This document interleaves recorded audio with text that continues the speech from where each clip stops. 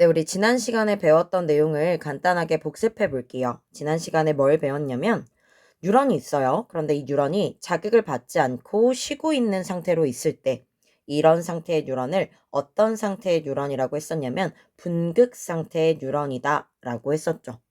이 분극 상태의 뉴런에 미세 전극을 꽂았을 때 세포막 안쪽과 바깥쪽의 막전이 차를 무엇이라고 한다? 휴지전이라고 한다 라고 했었어요. 인간 뉴런의 경우 휴지전이의 값이 얼마가 나타나냐면 마이너스 70mV가 나타나게 되죠. 이때 기준점이 어디냐면 세포막 바깥쪽을 0이라고 했을 때 세포막 안쪽이 상대적으로 마이너스 70이라는 얘기예요. 이 말을 다르게 얘기하면 분극 상태에서는 세포막 안쪽이 상대적으로 음전하를 나타내고요.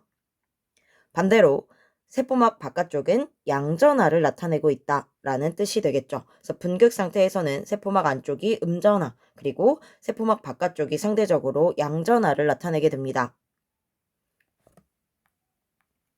그리고 나서 본 것은 이 안쪽과 바깥쪽에 마이너스 70이라는 것만큼의 전이차를 유지할 수 있도록 해주는 원인 3가지에 대해서 공부를 했었어요. 첫 번째 원인은 뭐였었냐면 나트륨 이온, 칼륨 이온 펌프였었죠. 이 나트륨 칼륨 펌프는 ATP를 사용해서 3개의 나트륨을 세포막 안쪽에서 바깥쪽으로 내보내고요. 이동시키고요. 동시에 2개의 칼륨 이온은 바깥쪽에서 안쪽으로 들여오는 역할을 합니다. 그렇게 되면 나트륨 이온이든 칼륨 이온이든 둘 다 1가 양이온인데 3개가 나가는데 2개가 들어와요. 그럼 결국 1개의 양이온이 계속 나가고 있는 꼴이 되므로 바깥쪽이 상대적으로 더 플러스가 되고요. 안쪽이 상대적으로 마이너스가 되겠죠. 이렇게 나트륨 칼륨 펌프 때문에 분극 상태에서도 마이너스 70이라는 전위차를 유지할 수 있게 됩니다. 두 번째 원인은 뭐였었냐? 이 나트륨 칼륨 펌프가 계속 작동하기 때문에 세포막 바깥쪽은 어떤 이온이 많아지게 되고 나트륨 이온이 많아지게 되고 안쪽은 칼륨 이온이 많아지게 되죠. 모든 물질들은요, 많은 쪽에서 적은 쪽으로 이동하여 평형을 이루고자 합니다. 그럼 나트륨은 많은 쪽인 바깥쪽에서 안쪽으로 들어오려고 할 거고요. 칼륨 이온은 많은 안쪽에서 바깥쪽으로 나가고자 하겠죠. 하지만 이온들은요, 절대 인지질 이중층을 직접 통과할 수는 없어요. 뭐를 통해서만 이동할 수 있냐면 세포막에 있는 막단백질을 통해서만 이동할 수 있습니다. 나트륨 이온 같은 경우에는 나트륨 이온 통로를 통해 이동하게 되고요. 칼륨 이온 같은 경우에는 칼륨 이온 통로를 통해 이동하게 돼요. 그런데 이때 분극 상태에서는 열려있는 나트륨 이온 통로가 거의 없다라고 했었어요. 거의 없기 때문에 나트륨 이온은 바깥쪽에서 안쪽으로 들어오지 못합니다. 거의 대부분. 하지만 칼륨 이온 통로는 열려있는 것들이 좀 있다라고 했었죠.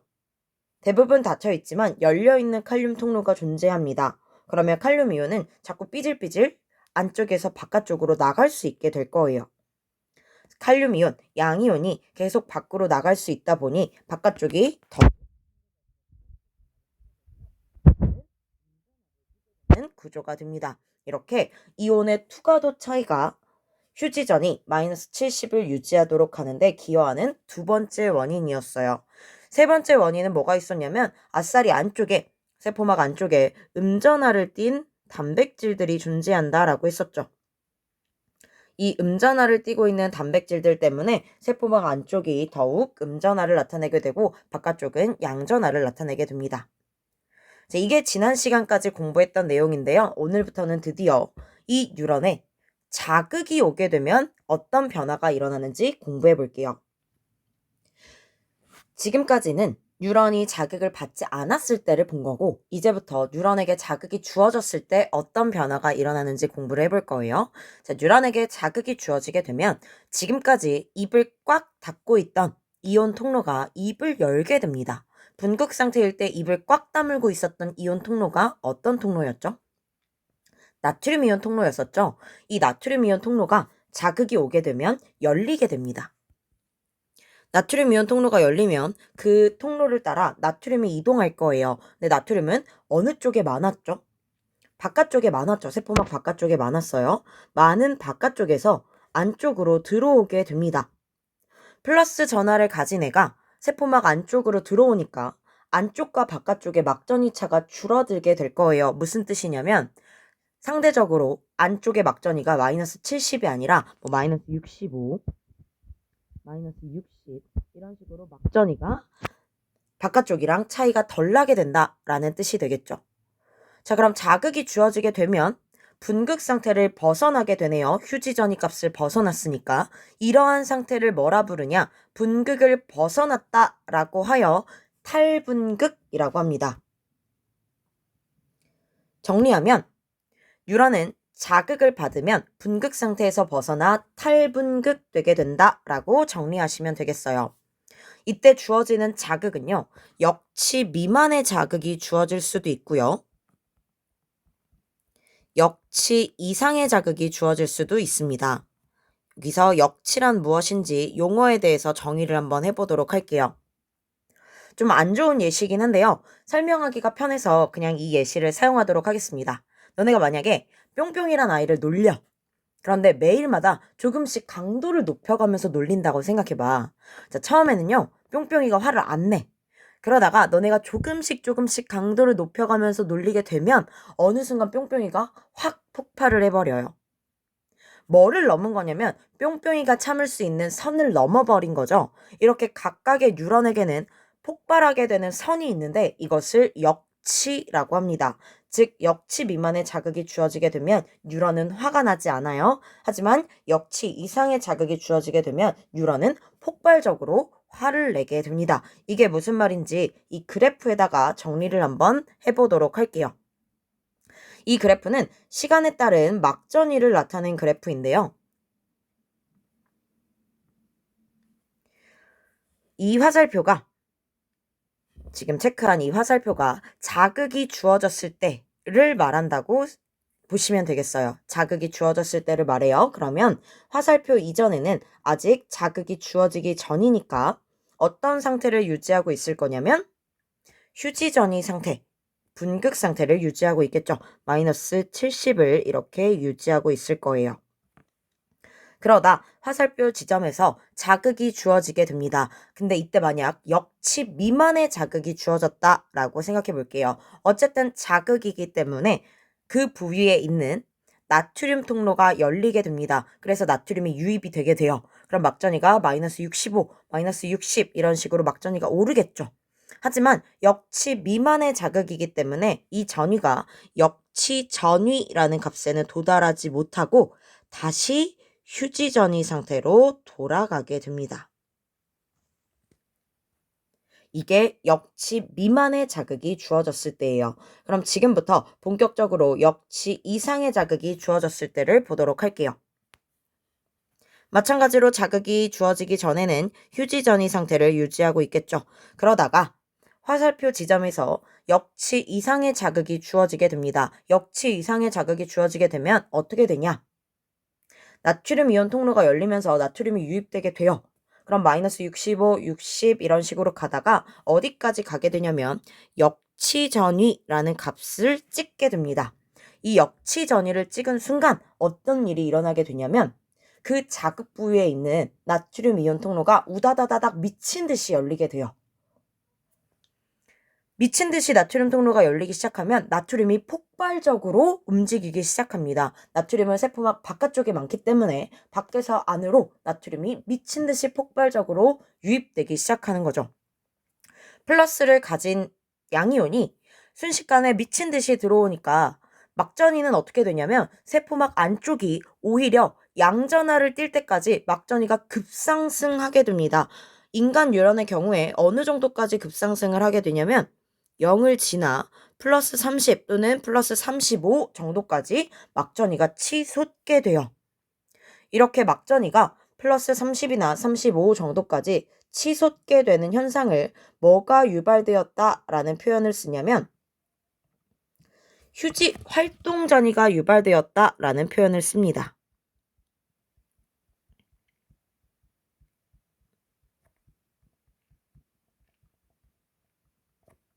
다시 한번 정리할게요. 휴지 전이의 상태에 있다가 나트륨 자극이 와서 나트륨 이온 통로가 열리면서 역치 전이에 다다르게 되면 나트륨 이온 통로가 더 많이 열리면서 나트륨이 폭발적으로 유입되게 되어 막전이가 플러스 30이나 35까지 미친 듯이 치솟게 되는데, 이렇게 치솟는 현상을 활동전이가 유발되었다라는 표현을 써요. 자, 막전이가 30이나 35 정도까지 정점을 찍게 되면 어떻게 되느냐? 이 시점에서 이제 열려있던 나트륨 이온 통로는 닫히게 됩니다.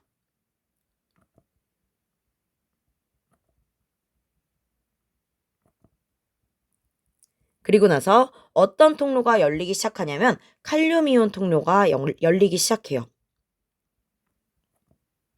막전이가 정점을 찍게 되면 나트륨 이온 통로는 닫히게 되고요. 닫혀있던 칼륨 이온 통로가 열리기 시작합니다. 그럼 이제 어떤 이온이 이동하기 시작할까요? 칼륨 이온이 이동하기 시작하겠죠. 칼륨 이온은 근데 어디에 많아? 안쪽에 많아. 그러면 칼륨 이온 통로가 열리면 안쪽에 있던 칼륨 이온이 바깥쪽으로 다시 미친 듯이 확산이 되기 시작해요. 자, 플러스를 가진 애가 안쪽에 있었다가 다시 바깥쪽으로 마구마구 나갑니다. 그러면 이제 다시 세포막 안쪽에 막전이는 어떻게 될까요? 플러스를 가진 애가 나가니까 다시 막전이는 감소하기 시작하겠죠. 다시 감소를 해서 어디까지 내려가게 되냐? 원래 휴지전이 상태로 돌아가게 됩니다. 다시 분극 상태로 돌아가는 중이죠. 그래서 이것을 뭐라 부르냐? 재분극된다 라고 표현을 해요. 다시 분극 상태로 돌아가는 과정이기 때문에 재분극된다 라는 표현을 씁니다. 그런데 이때 재분극되는 과정에서 일어나는 특이한 일이 하나 있어요. 수업하다가 언뜻 얘기한 적이 있는데요. 칼륨이온 통로는 조금 모질한 아이입니다. 모질라서 마이너스 70 가까이까지 내려오게 되면 이제 막전이가 그만 감소해야 돼요. 칼륨이온 통로가 다시 닫혀줘야 돼. 그런데 얘는 좀 느리고 모자른 아이야. 그래서 입을 닫아야 되는데 입을 좀 늦게 닫아요. 그러다 보니 칼륨 이온이 더 많이 나가게 됩니다. 마이너스 70보다 더 많이 플러스를 가진 애가 나가게 돼요. 그래서 오히려 막전이가 어디까지 내려가 버리게 되냐면 마이너스 80 정도까지 내려가 버리게 되는 일이 발생하게 됩니다. 과하게 분극이 일어난 거죠. 그래서 이렇게 마이너스 80까지 내려가는 현상을 뭐라 부르냐면 과분극이라고 불러요.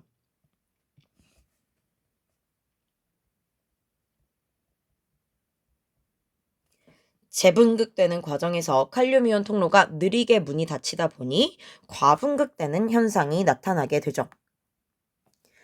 과분극 이후에는 어떻게 되냐면 다시 이제 나트륨 칼륨 펌프의 작동으로 막전이는 휴지전이 상태로 돌아올 수 있게 됩니다.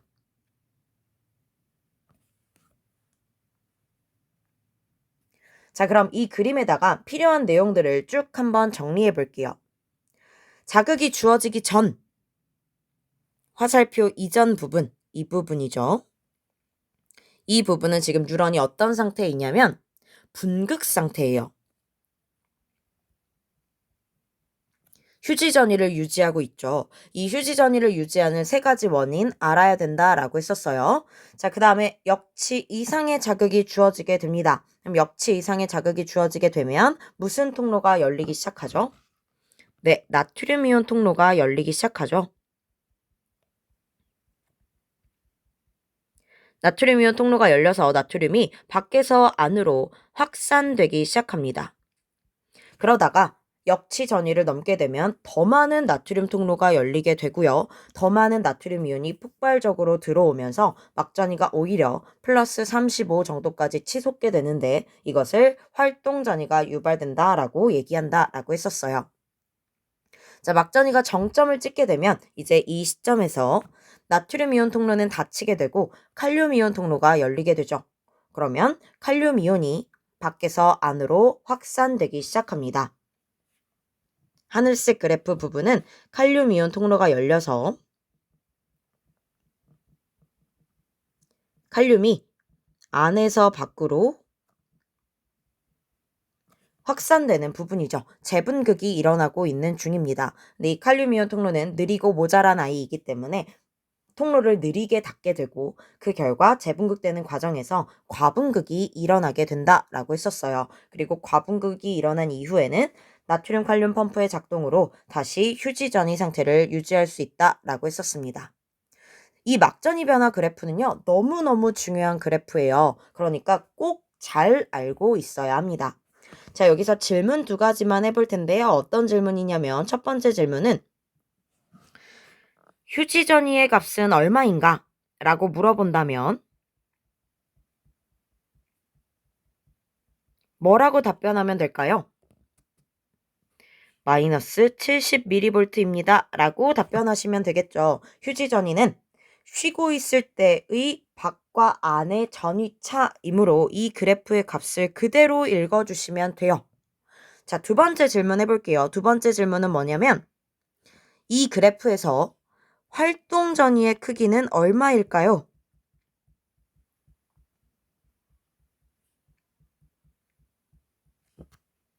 결론부터 얘기하자면 활동 전위의 크기는 105mV입니다. 눈치챘는지 모르겠지만 휴지 전위를 물을 때는 휴지 전위의 값이 얼마니를 물어봤는데요. 활동 전위를 물어볼 때는 활동 전위의 크기가 얼마니? 라고 질문을 했어요. 휴지 전위란 분극 상태에서 세포막 안쪽과 바깥쪽에 나타나는 막전위 차이기 때문에 마이너스 70인데요. 활동 전위 같은 경우에는 뭘 말하냐면 휴지 전위로부터 막전위가 정점을 찍었을 때까지의 크기를 말해요. 즉 그래프에서 이 부분을 말하는 거죠. 휴지 전위에서 막전위가 정점을 찍었을 때까지의 크기, 그래서 105가 되는 거야. 그런데 이 활동 전위의 크기 같은 경우에는요, 뉴런마다의 고정값이에요. 변하는 값이 아닙니다. 다르게 얘기하면 더 센 자극이 온다고 해서 활동 전위의 크기가 변하는 건 아니에요. 만약에 1이라는 자극이 왔을 때 한 번의 활동 전위가 발생했다라면 3이라는 자극이 왔을 때는 활동 전위의 크기는 변화하지 않고요. 다만 활동 전위의 빈도가 많아지게 됩니다. 이게 자극이 세졌다라는 뜻이에요. 정리하면 자극의 세기가 달라지면 활동 전위의 빈도가 달라지는 거지 활동 전위의 크기 자체는 변하지 않은 뉴런마다의 고정값이다 라고 알고 계시면 되겠어요. 자, 이제 그럼 프린트를 한번 정리해 볼게요.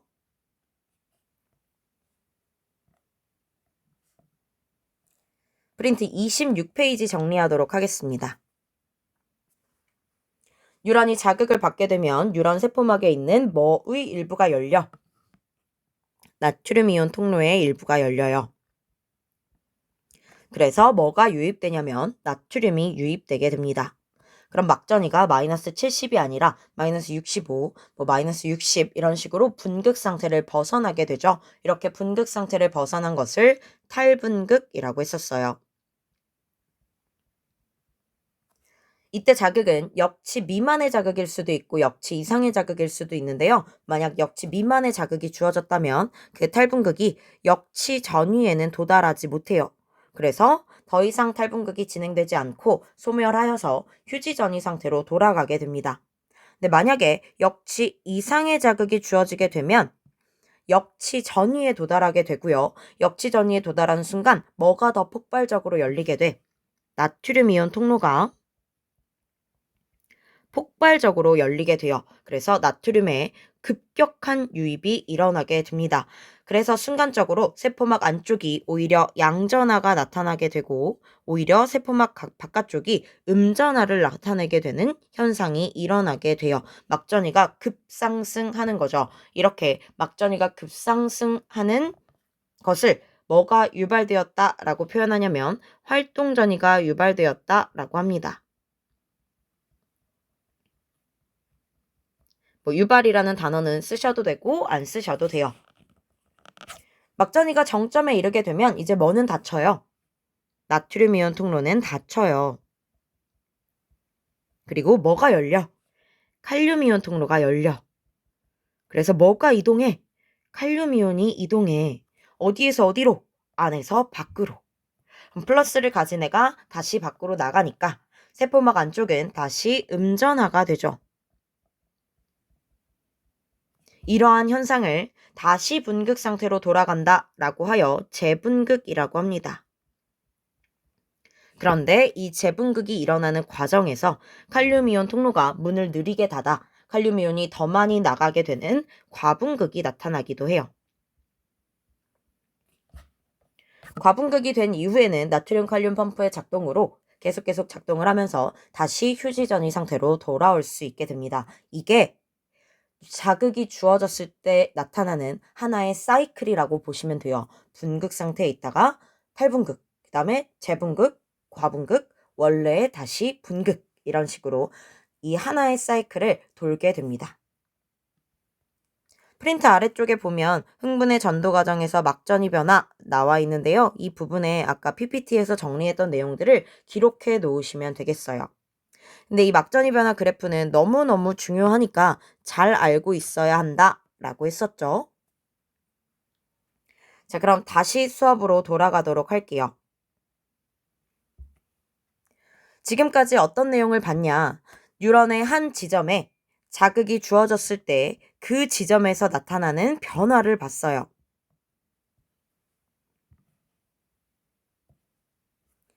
자, 다시 뉴런의 한 지점에 자극이 주어졌을 때 그 지점에서 일어나는 변화를 봤습니다. 그 지점에서 탈분극이 되고 재분극이 되고 과분극이 돼서 다시 분극 상태로 돌아오는 사이클을 봤죠. 그럼 지금부터는 뭘 볼 거냐면 그 한 지점에 주어진 자극이 어떻게 다른 부위로 퍼져나가는가 전도 과정에 대해서 공부를 할게요. 자, 이 그림은요. 축삭돌기를 확대한 그림입니다. 축삭의 부분을 확대한 그림이에요. 자, 이 정도 되는 부분을 확대했다라고 생각하시면 되겠습니다. 그리고 그 축삭돌기의 부분을 4개의 구역으로 나눠봤어요. 각각의 구역을요. 설명의 편의를 위해 1번 구역, 2번 구역, 3번 구역, 4번 구역이라고 해봅시다. 이때 이 각각의 구역이 있는데 만약에 두 번째 구역에 역치 이상의 자극이 주어진다면 어떤 일이 일어날지를 시간의 흐름에 따라 살펴보도록 할게요. 2번 쪽에 자극이 주어졌기 때문에 1번, 3번, 4번 같은 구역은 자극이 주어지지 않았죠. 그러니 무슨 상태를 나타내게 될까요? 분극 상태를 나타내게 되겠죠. 1번, 3번, 4번 구역 같은 경우에는.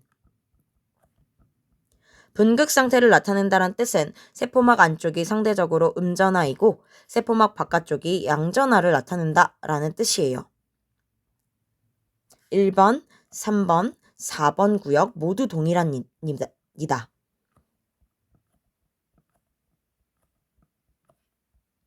그런데 2번 구역에는 역치 이상의 자극이 주어지게 됐잖아. 역치 이상의 자극이 주어지게 되면 무슨 통로가 열려? 나트륨 이온 통로가 열려. 나트륨 이온 통로가 열리면서 그 2번 구역은 이제 분극 상태가 아니라 어떤 상태가 될까? 탈분극 상태가 되겠죠. 활동 전이가 유발되는 탈분극 상태가 될 거예요. 왜? 나트륨 이온이 유입될 테니까.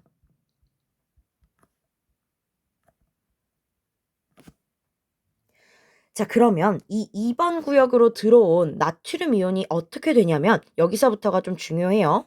2번 구역으로 들어온 나트륨 이온은요. 양옆으로 확산이 되기 시작합니다. 1번, 3번 구역으로 확산이 되는 거야. 그러면 이 나트륨 이온이 뭘 하냐면 1번, 3번 구역에 있는 나트륨 이온 통로를 자극하게 돼. 그럼 어떤 일이 발생하냐? 1번, 3번 구역에 있는 나트륨 통로가 문을 열게 돼. 그러면 나트륨 이온이 유입되게 되겠지. 그럼 1번, 3번 구역에서 이제 뭐가 발생하게 될까?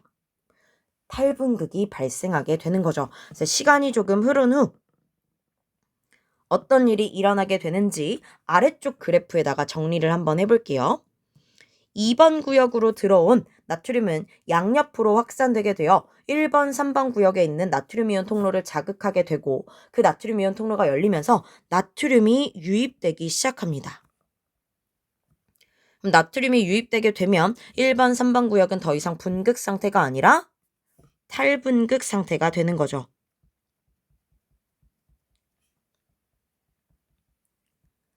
하지만 4번 구역은 아직 자극이 도달하지 않았기 때문에 그대로 분극 상태를 유지하고 있어요. 그럼 이제 2번 구역은 어떤 상태가 될까요? 탈분극 되어서 활동전이가 유발되었다. 막전이가 정점을 찍었다라고 친다면 이제 나트륨 유입은 그만 일어나게 되고 칼륨이온 통로가 열리면서 칼륨이온이 세포막 바깥쪽으로 나가게 되겠죠. 칼륨 이온이 세포막 바깥쪽으로 나가게 된다면 2번 구역은 이제 뭐가 일어날 거냐면 재분극이 일어나는 중일 거예요. 자, 그럼 1번, 3번 구역에 탈분극이 일어났으니까 나트륨 이온이 유입됐을 거야. 그 나트륨 이온은 또다시 어떻게 될까요? 양옆으로 확산이 일어나게 되겠죠. 확산이 일어나게 되면 이제 1번 구역의 왼쪽에 있는 부분에서 나트륨 이온 통로가 자극을 받아 나트륨 이온이 유입되게 될 거고요. 그리고 3번의 오른쪽인 4번 구역에서도 나트륨 이온이 유입되는 탈분극이 일어나게 되겠죠. 자, 결론이 뭐냐면 2번 구역에 자극이 처음에 주어졌었는데 조금 시간이 흘렀더니 1번, 3번 구역에서 탈분극이 발생했어요. 그리고 조금 더 시간이 지났더니 1번의 왼쪽과 3번의 오른쪽 4번 구역에서 탈분극이 발생하게 됐죠. 처음에 자극이 주어진 지점으로부터 그 자극이 양옆으로 이동하고 있다라는 걸 확인할 수 있습니다. 이렇게 흥분의 전도는요. 자극이 주어진 지점으로부터 양옆으로 전도가 되게 됩니다. 자, 근데 여기서 궁금한 게 하나 생길 수 있어요. 두 번째 그림을 보면, 아래쪽 그림을 보면 1번, 3번으로 들어온 나트륨 이온이 확산이 된다라고 했었는데 그럼 2번 구역 쪽으로도 지금 나트륨이 확산되어서 오고 있잖아. 그럼 2번 구역은 다시 탈분극이 될까? 한 번 탈분극이 일어난 이후에는요. 휴지전이 상태로 돌아올 때까지는 다른 자극이 오더라도 절대 탈분극 되지는 않습니다. 즉 나트륨 이온이 확산되어 온다라고 해도 2번 구역에서는 다시 탈분극이 일어나지는 않아요. 원래의 휴지전이 상태로 돌아올 때까지는 나트륨 이온이 확산되어서 오더라도 탈분극이 일어나지는 않습니다. 따라서 2번 구역은 자신만의 사이클에 따라서 이제 탈분극이 되는 게 아니라 시간이 지나고 나면 휴지전이 상태로 돌아갈 거예요. 자, 여기까지 해서 흥분이 전도되는 과정을 공부를 했어요. 자극이 주어지게 되면 나트륨 이온의 확산으로 자극은 양옆으로 전도되게 된다. 그렇다면 이런 흥분의 전도 속도에 영향을 미치는 요인에는 뭐가 있을까? 첫 번째, 축삭의 지름이 전도 속도에 영향을 미칠 수 있습니다. 축삭의 지름이 클수록 흥분의 전도 속도가 빠른데요. 그 이유는 지름이 커지게 되면 저항이 줄어들 거 아니야. 따라서 나트륨 이온의 확산이 원활하게 이루어질 수 있어요. 그러니 전도 속도가 빨라질 수 있는 거죠. 자, 두 번째 요인 볼게요. 흥분의 전도 속도에 영향을 미칠 수 있는 두 번째 요인은 마리집의 유무가 있습니다. 우리 공부할 때 마리집이 있는 뉴런이 있고 없는 뉴런이 있다라고 했었는데 마리집 뉴런의 경우에는요. 민마리집 뉴런보다 흥분의 전도 속도가 더 빨라요. 그 이유를 살펴보도록 할게요. 그 이유가 뭐냐면 마리집이 뭐라고 얘기했었냐면 마리집은 슈반세포라는 세포가 축삭을 둘러싸고 있는 거다라고 했었어요. 그런데 이 마리집으로 둘러싸인 부분에는요. 나트륨 이온 통로가 거의 존재하지 않아요. 자, 그림 한번 볼게요. 이 부분. 마리집 있는 부분을 보면 마리집으로 둘러싸인 부분의 축삭돌기 부분에는 나트륨 이온 통로가 거의 존재하지 않습니다.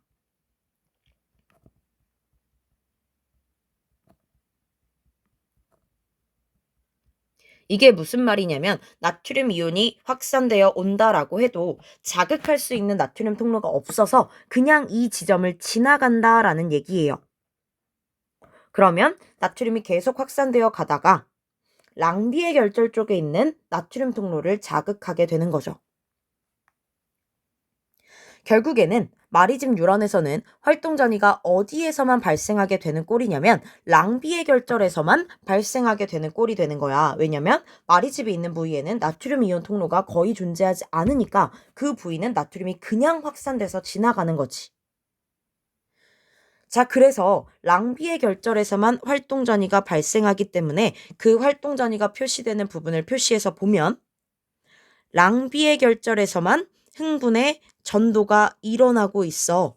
흥분의 전도가 뛰는 것처럼 일어나고 있어. 그래서 마리즘 뉴런에서는 뭐가 일어난다라는 표현을 쓰냐면 도약 전도, 뛰는 듯한 전도가 일어난다라는 표현을 씁니다.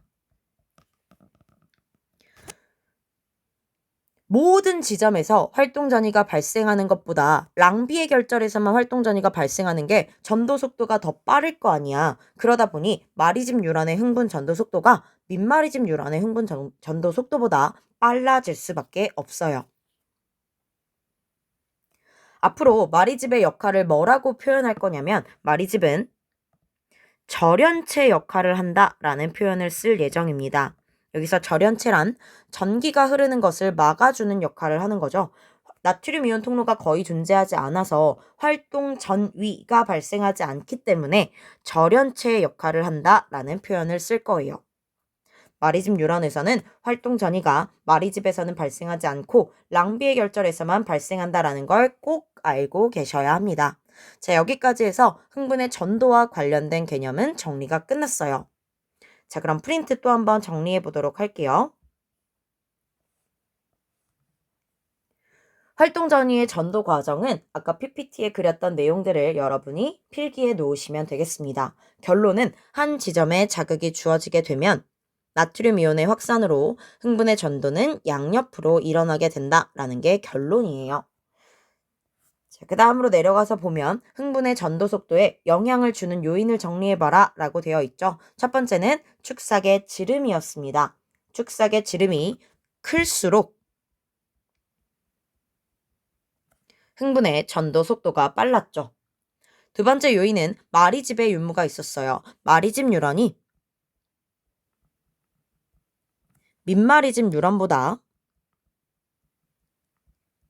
흥분의 전도 속도가 빠릅니다. 왜냐하면 마리집이 있는 부위에는 나트륨 이온 통로가 거의 분포하고 있지 않아요. 따라서 마리집 뉴런에서는 흥분의 전도가 랑비의 결절에서만 발생하게 되는데 랑비의 결절에서만 발생하다 보니 뛰는 듯이 흥분이 전도된다 라고 하여 도약 전도가 일어난다 라는 표현을 쓰죠.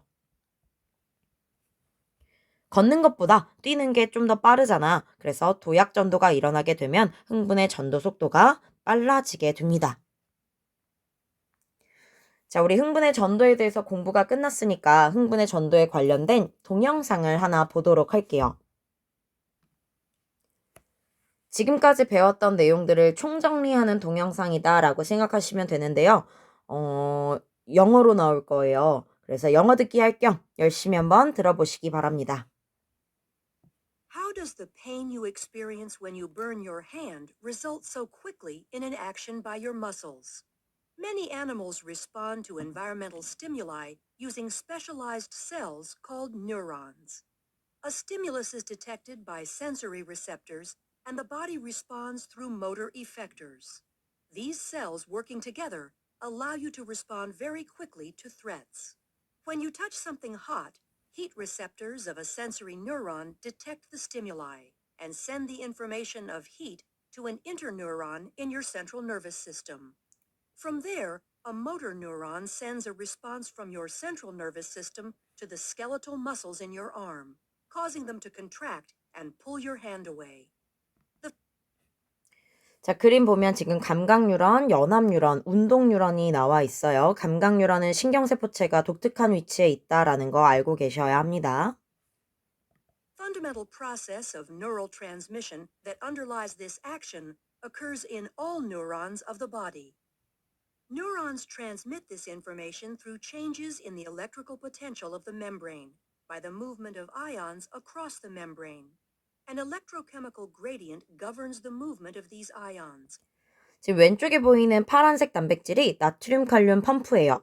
나트륨 3개를 세포막 바깥쪽으로 내보내고 칼륨이온 2개를 안쪽으로 들여오게 됩니다. resulting in an electrical impulse. The resting membrane potential in a neuron, when the cell is not firing an impulse, is established by the unequal distribution of sodium ions outside of the cell and potassium ions inside the cell, making the outside of the cell more positively charged compared to the inside. 분극 상태에서는 나트륨 칼륨 펌프가 계속 작동하고 있다라고 했고요. 물론 분극 상태에서만 작동하는 건 아니에요. 계속 작동하고 있긴 한데 아무튼 분극 상태에서는 나트륨 칼륨 펌프의 작동으로 나트륨이온 3개가 밖으로 나가게 되고 칼륨이온 2개가 들어오게 된다라고 했었어요. 자, 분극 상태에서는 세포막 바깥쪽이 상대적으로 양전하를 나타내고 안쪽이 음전하를 나타낸다라고 했죠. 이때 나트륨 칼륨 펌프는 ATP를 사용해서 나트륨과 칼륨을 운반시킨다라는 얘기도 했었습니다. The electrochemical gradient is established and maintained by an enzyme called sodium potassium ATPase. When a neuron is stimulated, sodium ion channels open and sodium ions flow into the cell. This leads to a change in the electrical potential across the membrane called depolarization. The depolarizing electrical potential travels down the dendrites and over the cell body. Multiple electrical potentials will combine at the axon hillock in a process called summation. If the depolarization is large enough, an action potential is triggered. Action potentials are that maintain their amplitude and strength down the length of the axon. The action potential travels down the axon when the depolarization of an area of membrane causes adjacent voltage-gated sodium ion channels to open. 자극이 주어지게 되면 연두색 단백질인 나트륨 통로가 열리게 되면서 나트륨 이온이 폭발적으로 들어오게 돼요. 이때도 파란색 단백질 보이죠? 나트륨 칼륨 펌프 계속 작동하고 있기는 해요. The influx of sodium ions results in membrane depolarization along the membrane. After a short delay, potassium ion channels open and potassium ions flow out, repolarizing the membrane. 막전이가 정점에 이르게 되면 나트륨 통로는 닫히고 칼륨이온 통로가 열려서 칼륨이 안쪽에서 바깥쪽으로 나가게 됩니다.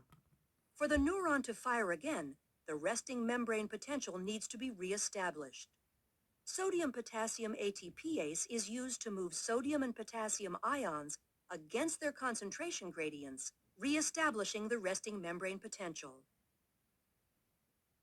As the action potential moves down the axon, ions are diffusing only a short distance, allowing the signal to move quickly.